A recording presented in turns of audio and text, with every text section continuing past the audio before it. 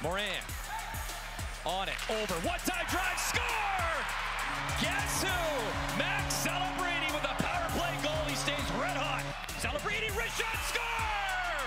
The Canadian kid, Max Celebrini, in front, backhand try, score! Your hero for Canada, Celebrini. The Canadian comeback completes as Canada wins bronze in Switzerland.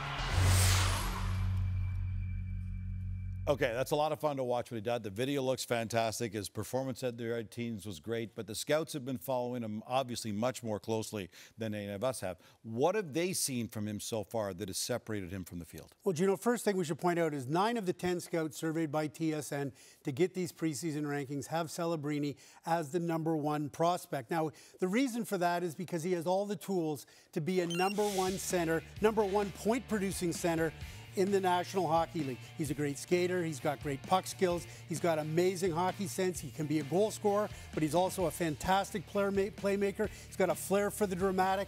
All of these elements of his game are elite level. So as I said, he's not Connor Bedard, he's not Connor McDavid, but he has all the tools to be a dominant point-producing center in the National Hockey League. And I mean, he's not the biggest guy in the world. He's not like 6'4" Mario Lemieux size, but he's almost 6 feet now. He's going to play over 6 feet in the National Hockey League. He's almost 190 pounds now. He's going to be close to 200 pounds as a pro. So he's got plenty of size to go with all the skill and all the other intangibles.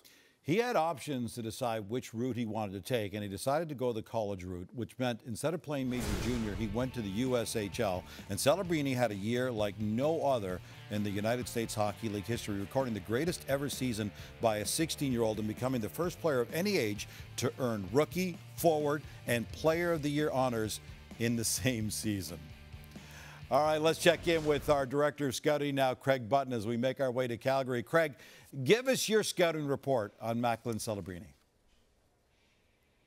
Yeah, well, Bob just described him eloquently and perfectly, in my view. It starts right with the hockey IQ. I mean, it's off the charts. And how off the charts is it? 6 out of 5. There's no area of the game where Max Celebrini doesn't understand what needs to happen and then does make it happen.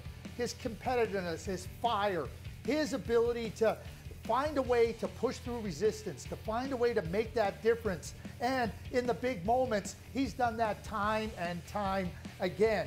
And then you look at his shot, a really good shot, but combined with that is a scoring touch. He knows how to give himself just a little bit better space, a little bit more opportunity to give the goaltender less opportunity to stop him. That, not only with the shot, but the thinking ability allows him to be a very dangerous goal scorer.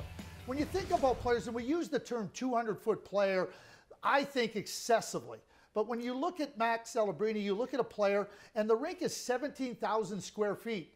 But it's not square. We know it's got rounded corners. And Max Celebrini is a well-rounded player that can do it all in every single area of the game. I like what you did there, Craig. All right, take it a step further from right now. Who is an NHL comparable to Celebrini?